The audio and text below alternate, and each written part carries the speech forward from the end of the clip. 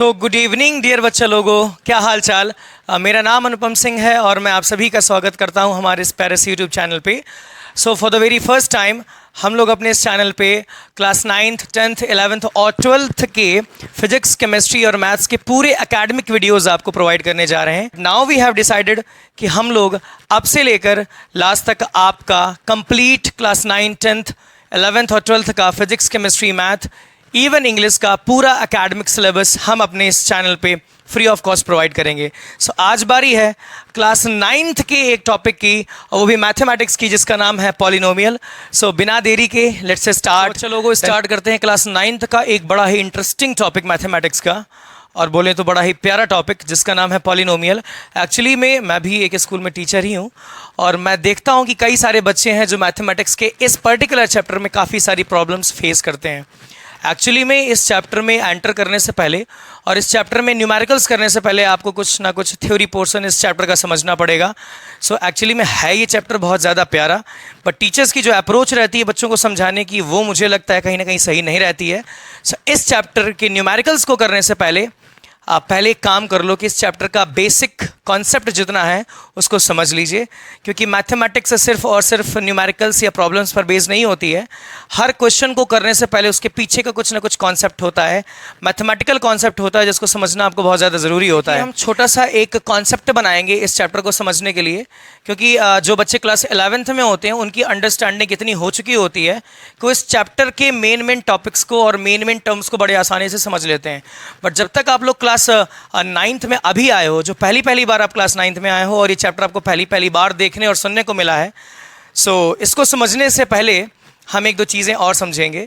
Mathematics का एक ऐसा सेक्शन होता है जिसमें वेरिएबल्स भी आते हैं, that is known as algebra. So हाँ, हम लोग मैथमेटिक्स के उस इलाके में आने वाले हैं जिसको खासकर हम लोग अलजेब्रा का नाम दिया करते हैं। सो कहानी ही यहीं से स्टार्ट होती है पॉलिनोमियल की, जब हम मैथमेटिक्स के उस पर्टिकुलर इलाके में जाते हैं जिसका नाम होता है अलजेब्रा। सो जैसे ही हम अलजेब्रा को पढ़ना स्टार्ट करते हैं, और अलजेब्रा क्या है मैथमेटिक्स की, भाई मैथमेटिक्स एक बहुत बड़ा ब्रॉड सब्जेक्ट है, उसका एक छोटा सा पर्टिकुलर एरिया है अलजेब्रा। उस एरिया में आपको कुछ मैथमेटिकल एक्सप्रेशंस दिखाई देते हैं लिखे हुए, और उन्हीं पर्टिकुलर मैथमेटिकल एक्सप्रेशंस को ही हम लोग पॉलिनोमियल्स बोलते हैं। सो हमें इन्हीं मैथमेटिकल एक्सप्रेशंस को समझना पड़ेगा कि मैथमेटिकल एक्सप्रेशंस एक्चुअली में होते क्या है। उसके बाद हम लोग अपना एक रोड मैप तैयार करेंगे पॉलिनोमियल के लिए। सो सीधी सी बात इतनी समझो कि उस थ्योरी में जितना कुछ भी लिखा होगा वहाँ पर दो मेन चीज़ें इस्तेमाल करी जाती हैं मैथमेटिक्स में। पहली चीज़ है आपकी कॉन्स्टेंट टर्म्स, 1 2 3 4 5 6 7 जितने भी नंबर्स होते हैं, और other are variables. English alphabet की जितने भी स्मॉल लेटर्स होते हैं, x y z a b c, इन सबको हम लोग वेरिएबल्स बोलते हैं। 1 2 3 की वैल्यू ऑलवेज 1 2 3 ही रहती है। जितने भी नंबर्स होते हैं उनकी वैल्यूज ऑलवेज फिक्स होती है, चेंज नहीं होती है, इसलिए हम लोग उनको कांस्टेंट बोलते हैं। और जितने भी एक्स वाई जेड और ये इंग्लिश अल्फ़ाबेट जितने भी स्मॉल लेटर्स में होते हैं ना, इनकी वैल्यू फिक्स नहीं होती है, और चूंकि फिक्स नहीं होती है तो इनकी वैल्यू कुछ भी हो सकती है, जिसकी वजह से इनको एज अ वेरिएबल ट्रीट किया जाता है। और हाँ, मैथमेटिक्स के कई सारे सेक्शंस में जो इंग्लिश अल्फ़ाबेट है उनके कैपिटल लेटर्स को, जैसे capital A, capital B, capital C, इनको हम लोग एज अ कांस्टेंट ट्रीट करते हैं। सो हम लोग अलजेब्रा के इसी पोर्शन के बारे में बात करने जा रहे हैं, जहाँ पर हमको ये कांस्टेंट टर्म्स और ये वेरिएबल्स लिखे दिखाई देते हैं। बस यहीं से ईजाद होता है मैथमेटिकल एक्सप्रेशंस का। सो सबसे पहले हम ये समझेंगे कि एक्चुअली में ये कांस्टेंट टर्म्स क्या होते हैं और ये वेरिएबल टर्म्स क्या होते हैं। जितने भी मैथमेटिक्स में नंबर्स हैं 1 2 3 4 से लेकर इनफाइनाइट तक या माइनस इनफाइनाइट तक, ये जितने भी न्यूमेरिकल वैल्यूज़ हैं, जितने भी नंबर्स हैं, इन सभी की वैल्यूज़ ऑलवेज फिक्स रहती है। अरे भाई, मैं तुमसे पूछूं कि 1 की वैल्यू कितनी होगी, सो 1 की वैल्यू 1 ही होगी ना, 1 की वैल्यू कभी 2 नहीं हो सकती है। 10 की वैल्यू कितनी होगी, 10 की वैल्यू हमेशा 10 ही रहेगी। सो जितने भी नंबर्स होते हैं इनकी वैल्यूज ऑलवेज फिक्स होती है, कभी चेंज नहीं होती। तो कभी चेंज ना होने की रीजन से इनको हम लोग कांस्टेंट बोलते हैं। भाई क्लास 7th 8th में आपने क्वेश्चंस किए होंगे जहां पर आता था कि let the age of Shyam is x years and his father is 4 times than him, so what will be the age of his father, that is 4x। तो आप लोग उस टाइम पे शाम की एज को लेट किया करते थे x, और फिर दुनिया भर की कंडीशंस लगाकर आप उसको क्वेश्चन को सॉल्व किया करते थे। सो क्वेश्चन में हम पहले वैल्यूज़ को लेट किया करते थे, उसके बाद उसकी वैल्यूज़ निकालते थे। इन्हीं लेट की जाने वाली अननोन वैल्यूज़ को हम लोग वेरिएबल्स बोलते हैं, जिनके को भाई सबको पता है, बट एक बार रिकॉल करना ज़रूरी है। देखो मैथमेटिक्स हो, हमारे इस विश्व में, हमारे संसार में, हमारी कंप्लीट साइंस में, हमारी कंप्लीट मैथमेटिक्स में, हमारी डे टू डे लाइफ में वो सभी चीज़ें जिनकी वैल्यू हमेशा फिक्स होती है, that is known as a constant value. For example speed of light. Speed of light science में हम लोग स्मॉल सी से रिप्रेजेंट करते हैं, और जो स्पीड ऑफ लाइट है दैट इज़ कांस्टेंट. अगर मैं बात करूँ हमारे नंबर्स की, अगर इंटीग्रल वैल्यूज़ की मैं बात करूँ, 1 2 3 4 5 -1 -2 डॉट डॉट डॉट, ये जितने भी वैल्यूज़ हैं इनकी वैल्यूज़ फिक्स रहेंगी, कभी बदलेंगी नहीं. 1 की वैल्यू हमेशा 1 रहेगी, 2 की वैल्यू हमेशा 2 रहेगी, -1 की वैल्यू हमेशा -1 रहेगी, कभी बदलेगी नहीं. सो इन नंबर्स की वैल्यू ऑलवेज फिक्स होती है. सो हम इनको कांस्टेंट की तरह ट्रीट करते हैं. बट वहीं पर बात आती है इंग्लिश अल्फ़ाबेट्स से small letters. For example x, y, small z, a, b, c, ये जितने भी टर्म्स होते हैं ना, ये इंग्लिश लैंग्वेज के स्मॉल अल्फ़ाबेट्स हैं, और इनको हम लोग एज अ वेरिएबल ट्रीट करते हैं क्योंकि इनकी वैल्यूज़ कभी भी फिक्स नहीं होती हैं. सो चूंकि इनकी वैल्यूज़ फिक्स नहीं होती, क्वेश्चन के अकॉर्डिंग इनकी वैल्यू कुछ भी हो सकती है. सो हम इन चीज़ों को वेरिएबल्स की तरह ट्रीट करते हैं. देखो भाई, पॉलिनोमियल की कहानी अभी नहीं है, पॉलिनोमियल अभी काफ़ी आगे है. सो पॉलिनोमियल के पास में जाने से पहले हम लोग बात करेंगे अलजेब्रिक एक्सप्रेशंस की. जितनी भी प्रॉब्लम्स होती हैं, जितनी भी न्यूमेरिकल्स प्रॉब्लम होती हैं, उनका पहले कुछ स्टेटमेंट होता है क्वेश्चन का. सो जितने भी स्टेटमेंट होते हैं ना, उनका जो मैथमेटिकल रिप्रेजेंटेशन होता है, बहुत ध्यान से सुनो.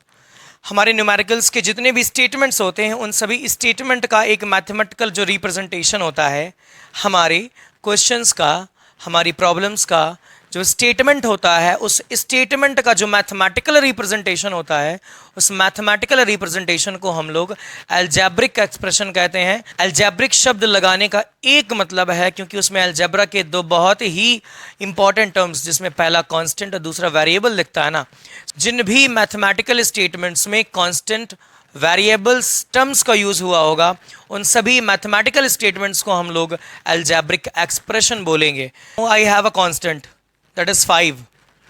now let us take in a variable that is x. ठीक है, ये एक कांस्टेंट टर्म है और ये एक वेरिएबल है. भाई साहब, अलजेब्रिक एक्सप्रेशन कहाँ है? अभी अलजेब्रिक एक्सप्रेशन नहीं है, अभी अलजेब्रिक एक्सप्रेशन नहीं है. What is the meaning of algebraic expression? बार बार याद रखो, हमारे क्वेश्चंस का जो एक स्टेटमेंट होता है, जो स्टेटमेंट है उसका मैथमेटिकल रिप्रेजेंटेशन जो होगा, that will be known as the algebraic expression. अभी मेरे पास कुछ एक कांस्टेंट लिखा हुआ है, एक वेरिएबल लिखा है. चलो मैंने इसको फिर से लिख दिया, that is 5, that is x, that is 5, that is x, that is 5 and that is x. देखो, ये मैंने 4 बार कांस्टेंट को लिखा है, 4 बार वेरिएबल्स को लिखा है. ये दोनों अलग अलग टर्म्स हैं. This term is known as constant, this term is known as a variable. अभी मैथमेटिकल एक्सप्रेशन कहीं आया नहीं, अभी मैंने अपने स्टेटमेंट को एक मैथमेटिकल रिप्रेजेंटेशन दिया भी नहीं है. सो ये दोनों चीज़ें अभी कुछ भी नहीं है. But now comes the main topic, कि जैसे ही मैंने इस कांस्टेंट और इस वेरिएबल के बीच में एक मैथमेटिकल ऑपरेशन लगा दिया.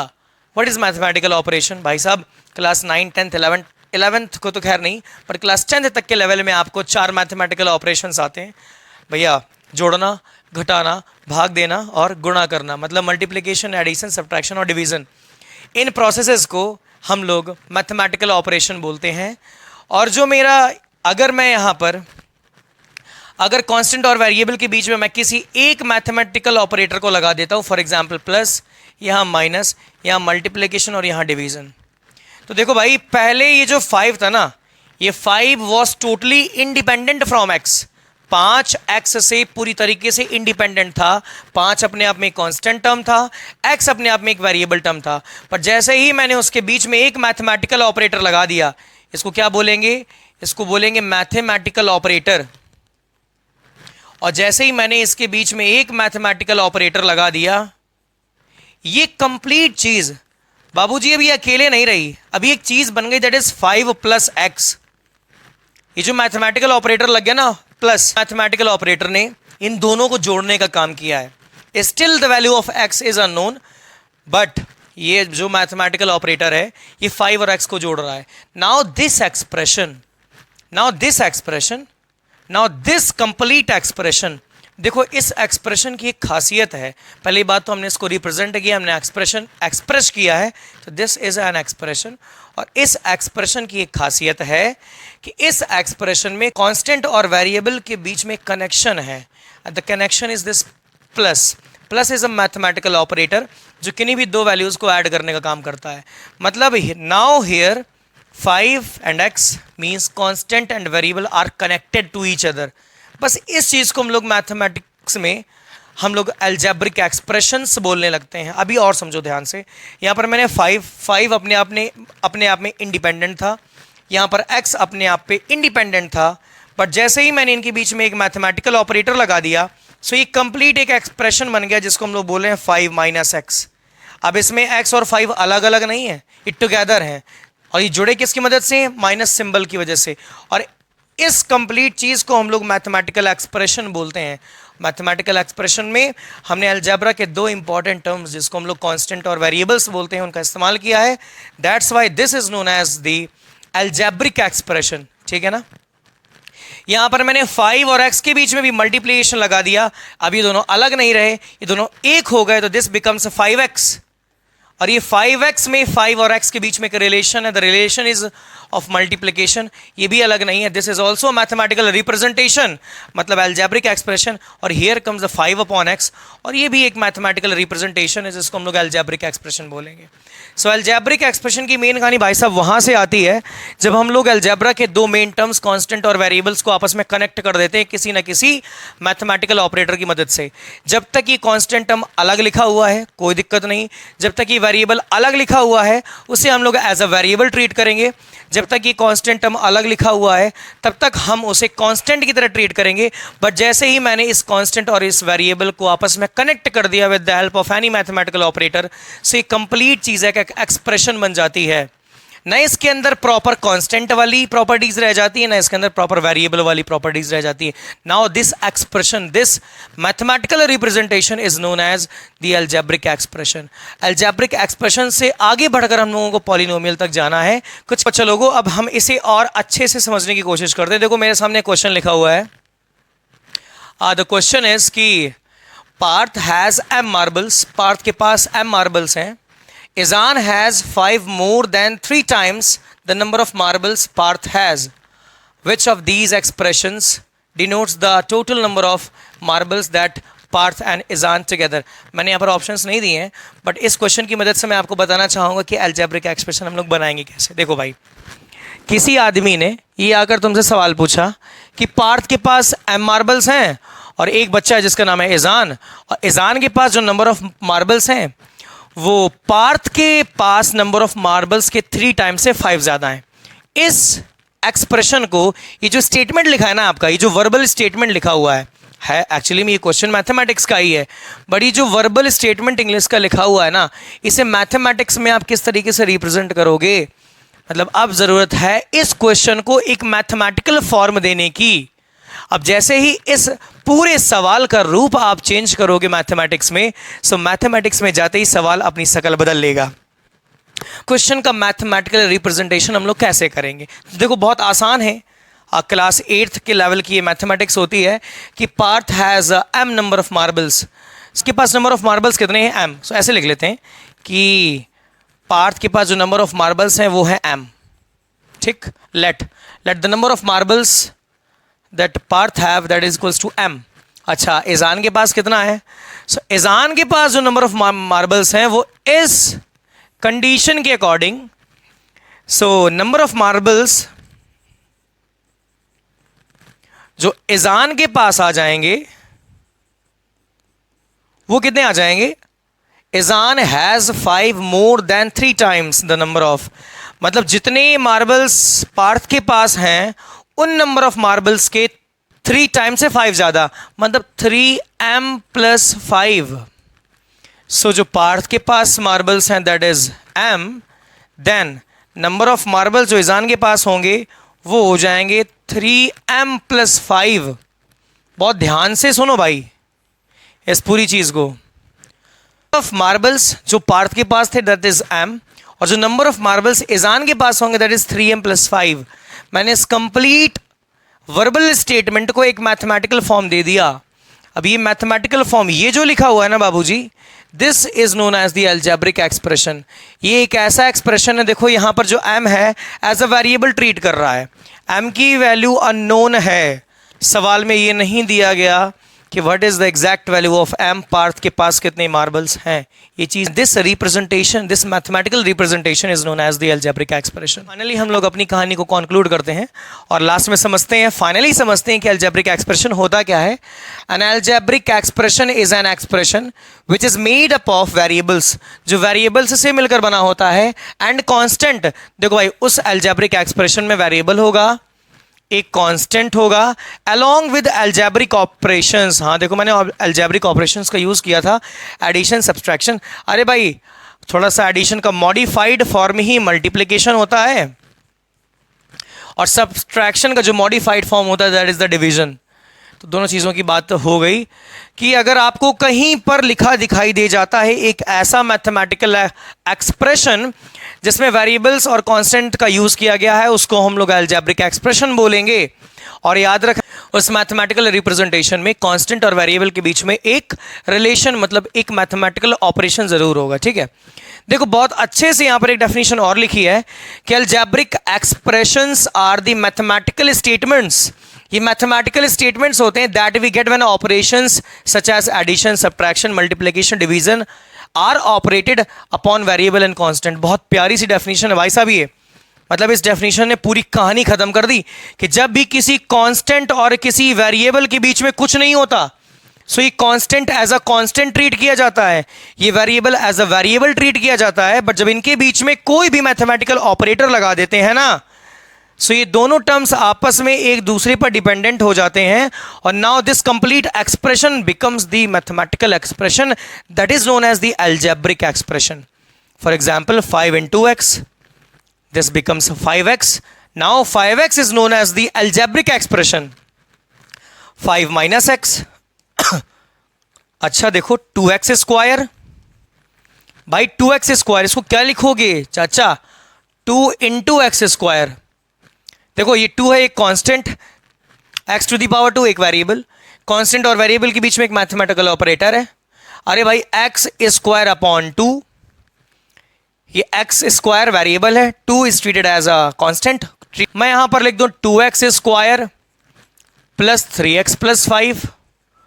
भाई साहब ये भी एक अलजेब्रिक एक्सप्रेशन है, क्योंकि अगर आप ध्यान से देखो यहां पर 2 और x के बीच में मल्टीप्लिकेशन का ऑपरेशन है, यहां 3 और x के बीच में मल्टीप्लिकेशन का ऑपरेशन है, और इन सभी के बीच में एडिशन का ऑपरेशन है। तो फाइनल जो बात है वो ये है कि मैथमेटिक्स के अंदर जितनी भी चीजें, आप जितने भी स्टेटमेंट देखते हो ना, वो सभी के सभी स्टेटमेंट अलजेब्रिक एक्सप्रेशन होते हैं। ऐसा कुछ भी नहीं होता जो अलजेब्रिक एक्सप्रेशन ना हो, मतलब लिखी हुई हर चीज अलजेब्रिक एक्सप्रेशन होती है, बस वहां पर कांस्टेंट और वेरिएबल टर्म्स का यूज किया जाना होना चाहिए।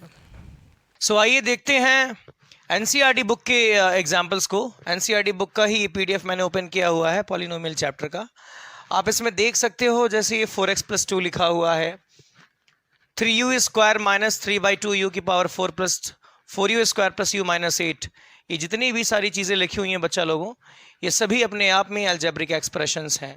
क्योंकि अगर आप ध्यान से देखो तो देख पाओगे, जरा इस एग्जाम्पल को देखो 4x + 2, यहाँ पर 4 और x के बीच में मल्टीप्लिकेशन का एक मैथमेटिकल ऑपरेटर है, उन दोनों को जोड़ा गया है। सो दिस चीज़, ये चीज़ एक अलजेब्रिक एक्सप्रेशन है। अगर आप ध्यान से देखो सो ये कंप्लीट चीज़ भी एक अलजेब्रिक एक्सप्रेशन है। अगर आप ध्यान से देखो 1/x - 1 भी एक अलजेब्रिक एक्सप्रेशन है। √x + 2 भी एक अलजेब्रिक एक्सप्रेशन है। 1/x² + 2x + 3 भी एक अलजेब्रिक एक्सप्रेशन है। यहाँ पर अगर देखें √3x + 5 भी एक अलजेब्रिक एक्सप्रेशन है। और इस तरीके से अगर हम लोग देखते चले जाएं, सो इस कंप्लीट पीडीएफ में, इस कंप्लीट चैप्टर में हमको जो कुछ भी दिखाई देगा, हमें जो कुछ भी दिखाई देगा, ये जितने भी स्टेटमेंट्स लिखे हुए हैं, ये जितने भी एक्सप्रेशंस लिखे हुए हैं, हम इन सभी एक्सप्रेशंस को अलजेब्रिक एक्सप्रेशंस के नाम से जानते हैं। अगर आप देखते चले जाओ तो इस कंप्लीट चैप्टर में आपको जाने कितने सारे ऐसे एक्सप्रेशंस दिखाई देंगे। तो आई होप बच्चा लोगों अभी तक आपको समझ में आ चुका होगा कि अलजेब्रिक एक्सप्रेशंस क्या चीज़ें होती हैं। अब हम लोग इसके आगे बढ़ते हैं और जानेंगे कि पॉलिनोमियल क्या चीज़ें होती हैं। पॉलिनोमियल को जरा बहुत बेसिक तरीके से समझने की कोशिश करेंगे। भाई साहब जो पॉलिनोमियल है इसको 2 हिस्सों में हम लोग तोड़ेंगे, जिसमें पहला शब्द हमारा पॉली है और जो अगला शब्द है that is नोमियल। Poly stands for many and नोमियल stands for terms. कि पॉलिनोमियल एक ऐसी चीज होती है जिसमें मैनी टर्म्स होते हैं। मतलब अगर मैथमेटिक्स में हमको कभी कई सारे टर्म्स दिखाई दे जाएं, और जब भी मैं बोलूँगा कई सारे टर्म्स, तो आप याद रखिएगा मैं उन्हीं अलजेब्रिक टर्म्स, उन्हीं अलजेब्रिक एक्सप्रेशंस की बात कर रहा हूँ जो मैंने अभी आपको थोड़ी देर पहले पढ़ाया हुआ है। सो अगर आपको मैथमेटिक्स में कई सारे टर्म्स लिखाई दिखाई देते हैं, सो वहाँ कहीं पर पॉलिनोमियल की कहानी स्टार्ट होती है। सो बहुत ध्यान से सुनिए कि पॉलिनोमियल आता ही है अलजेब्रिक एक्सप्रेशन से। सो जितने भी अलजेब्रिक एक्सप्रेशंस हैं वो सभी पॉलिनोमियल नहीं होते, बट कुछ खास तरीके के अलजेब्रिक एक्सप्रेशंस को ही हम लोग पॉलिनोमियल्स कहते हैं। और ये खास तरीके के अलजेब्रिक एक्सप्रेशंस में दो कंडीशंस होती हैं। पहली कंडीशन होती है कि जो वेरिएबल्स होते हैं उन सभी वेरिएबल्स की जो पावर्स होंगी, उन सभी पावर्स को पॉजिटिव इंटीजर होना पड़ेगा। और दूसरी कंडीशन होती है कि जो इन वेरिएबल्स के कोफिशिएंट्स होंगे, जो इन वेरिएबल्स के कोफिशिएंट्स बगल में लिखे रहते हैं, इन कोफिशिएंट्स को रियल नंबर होना पड़ेगा। अगर ये दोनों कंडीशंस फुलफिल होती हैं किसी अलजेब्रिक एक्सप्रेशन पे, सो दी गई अलजेब्रिक एक्सप्रेशन एक पॉलिनोमियल कहलाती है। आइए जरा एग्जांपल करके देख लेते हैं। फॉर एग्जांपल कोई भी एग्जांपल ले लो। For example 2x+3। जरा इस एग्जाम्पल को ध्यान से देखो। क्या ये अलजेब्रिक एक्सप्रेशन है? यस सर, ये एक अलजेब्रिक एक्सप्रेशन है, क्योंकि यहाँ पर ये टर्म कांस्टेंट है, ये वेरिएबल है, इसके बीच में मल्टीप्लिकेशन हुआ है और ये भी एक कांस्टेंट है। ये कंप्लीट एक्सप्रेशन एक मैथमेटिकल एक्सप्रेशन है और इसको हम लोग अलजेब्रिक एक्सप्रेशन बोलेंगे। क्या ये अलजेब्रिक एक्सप्रेशन एक पॉलिनोमियल है? यस सर, ये अलजेब्रिक एक्सप्रेशन एक पॉलिनोमियल है, क्योंकि इसमें जो वेरिएबल यूज हुआ है उस वेरिएबल की पावर 1 है और 1 को हम लोग पॉजिटिव इंटीजर ही लेते हैं। और एक बात, इस वेरिएबल का जो कोफिशिएंट है 2, that is a real number, that is a real number. So दिया गया हमारा ये एक अलजेब्रिक एक्सप्रेशन एक पॉलिनोमियल है। क्या दिया गया? ये एक्सप्रेशन एक पॉलिनोमियल है। ध्यान से देखो, इस एक्स स्क्वायर का कोफिशिएंट ये भी एक रियल नंबर है, ये भी एक रियल नंबर है। अरे भाई यहां एक्स की पावर 0 लिख लो तो फिर ये भी एक रियल नंबर है। तो तीनों कोफिशिएंट्स एक रियल नंबर हैं। सो अगर देखें तो ये 2, ये भी एक पॉजिटिव इंटीजर है। ये एक्स की पावर जो 1 है that is also a positive integer, और ये 0 भी है, ये भी एक पॉजिटिव इंटीजर है। तो हम ये देख पा रहे हैं कि इस अलजेब्रिक एक्सप्रेशन के जो वेरिएबल हैं, वेरिएबल की पावर जो है पॉजिटिव इंटीजर हैं और वेरिएबल के जो कोफिशिएंट्स हैं वो सभी के सभी रियल नंबर हैं। So this given algebraic expressions is a polynomial. अच्छा देखो, पॉलिनोमियल को हम लोग एक नाम भी दिया करते हैं और उसको हम लोग p से रिप्रेजेंट करते हैं। ब्रैकेट में उस वेरिएबल को लिखते हैं जिस वेरिएबल को यहां पर इस्तेमाल किया गया है। This is a polynomial in one variable, ठीक है ना। और एक एग्जांपल ले लेते हैं भाई। तो एग्जांपल हम लोग और लेते हैं। For example px is equal to x cube plus x square plus x plus 1।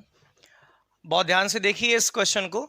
यहाँ पर x जो वेरिएबल है उसकी पावर 3 है, x की पावर 2 है, x की पावर 1 है, और यहाँ पर भी एक वेरिएबल अगर x की पावर 0 लेट करो उसकी वैल्यू 1 ही रहेगी, कोई खास अंतर आएगा नहीं। सो 3, 2, 1 एंड 0, ये सभी जो पावर्स हैं ये सभी पॉजिटिव इंटीग्रल्स हैं।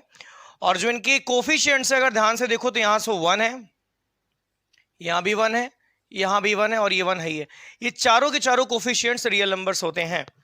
So the given expression is a polynomial. अच्छा देखिए जरा ध्यान से, अगर मैं एक एग्जांपल लिखूं, p y is equal to y square upon 2 plus root y plus 3। इस एक्सप्रेशन को ध्यान से देखिए, क्या ये पॉलिनोमियल है? सो अगर हम लोग ध्यान से देखें तो यहां लिखेंगे वाई स्क्वायर अपॉन 2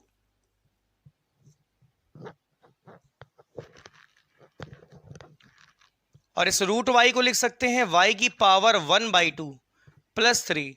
और ये 1/2 जो है ना बच्चा लोग, ये 1/2 बन जाएगा वाई की पावर 0.5 प्लस 3। अब आप देख पाओगे कि ये जो वेरिएबल की पावर है ना ये पॉजिटिव इंटीजर नहीं है, अभी एक डेसिमल नंबर बन गई। सो चूंकि ये पावर पॉजिटिव इंटीजर नहीं है, सो ये कंप्लीट एक्सप्रेशन एक अलजेब्रिक एक्सप्रेशन तो है, बट ये एक पॉलिनोमियल नहीं है भाई साहब। मतलब अगर कभी किसी भी अलजेब्रिक एक्सप्रेशन में आपको रूट दिखाई दे जाए, सो वो एक पॉलिनोमियल नहीं होगा, ठीक है ना। अगर मैं कुछ ऐसा भी क्वेश्चन लिख दूं, p x is equal to x square plus 3/x plus 9, ध्यान से देखो इसे, अगर हम इसको ऊपर ले जाते हैं x को, तो ये बन जाएगा 3 इंटू एक्स की पावर -1 प्लस 9। सो यहां पर ये -1 जो है पॉजिटिव इंटीजर नहीं है, और पॉजिटिव इंटीजर तो होना चाहिए जिसकी वजह से एक पॉलिनोमियल नहीं होगा, ठीक है ना। सो ये पॉलिनोमियल तो नहीं है भाई, जबकि एक अलजेब्रिक एक्सप्रेशन है, बट इसको पॉलिनोमियल की कैटेगरी में नहीं रखा गया। ये जो मैंने आपको दो कंडीशंस बताई थी ना, जो दो कंडीशंस मैंने आपको बताई थी कि वेरिएबल की पावर पॉजिटिव इंटीजर होनी चाहिए, ये भाई साहब डेफिनेशन में आता है। आप ये भी सवाल पूछ सकते हो कि सर ऐसा ही क्यों होता है कि वेरिएबल की पावर पॉजिटिव इंटीजर ही होनी चाहिए। ये क्वेश्चन बहुत अच्छा क्वेश्चन है अपने आप में, बट इसका आंसर क्लास 9th के लेवल पे समझाना तो मुझे नहीं लगता आसान होगा। बट अभी के लिए आप सिर्फ इतना ही समझ लो कि पॉलिनोमियल की डेफिनेशन ही होती है एक ऐसा अलजेब्रिक एक्सप्रेशन जिसमें वेरिएबल्स की पावर पॉजिटिव इंटीजर होंगी, और वेरिएबल्स की पावर को पॉजिटिव इंटीजर ही होना होगा। This is the required condition, और ये कंडीशन उसकी डेफिनेशन में होती है। ऐसा ही होता है और ऐसा ही मानना पड़ेगा, क्योंकि इसकी परिभाषा इसकी डेफिनेशन में ही ऐसा होता है। बट एक्चुअली में ये कंडीशंस ली क्यों जाती हैं और ये वेरिएबल की पावर पॉजिटिव इंटीजर होना ही क्यों जरूरी है, इसका एक्सप्लेनेशन मैं आपको अगले वीडियो में जरूर दूंगा, क्योंकि उसको समझने के लिए खैर क्लास 11th और 12th की मैथमेटिक्स को थोड़ा कॉन्टिन्यूटी, डिफरेंशियबिलिटी और लिमिट को भी समझना ज़रूरी होता है। तो मुझे लगता है कि अभी समझाना इतना आसान नहीं होगा। तो आप अभी के लिए किसी भी अलजेब्रिक एक्सप्रेशन को चेक करना है वो पॉलिनोमियल है कि नहीं, आपको ये दो कंडीशंस लगानी पड़ेंगी। चलो भाई, इन एग्जाम्पल से तो हमने समझ लिया, मतलब अगर कहीं पर ये रूट लगा है तो दिया हुआ एक्सप्रेशन एक अलजेब्रिक एक्सप्रेशन नहीं होगा। अगर ये x कहीं अपॉन में है, डिवीजन है, सो ये भी एक अलजेब्रिक एक्सप्रेशन तो है, बट एक पॉलिनोमियल नहीं होगा। अगर मैं कुछ ऐसा एग्जाम्पल दूं थोड़ा दिमाग घुमाने वाला, x, y, ये एक पॉलिनोमियल है इन टू वेरिएबल्स, तो मैं लिख दूं y square upon x plus 3, क्या ये एक पॉलिनोमियल है? सो आंसर होगा नहीं सर, ये भी एक पॉलिनोमियल नहीं है, क्योंकि यहां पर y स्क्वायर इंटू एक्स की पावर -1 जाएगा प्लस 3, और ये एक जो है -1, this is not a positive integer, तो दी हुई चीज भी एक पॉलिनोमियल नहीं होगी। सो आई होप अभी तक आप समझ चुके होंगे कि पॉलिनोमियल्स होते क्या हैं।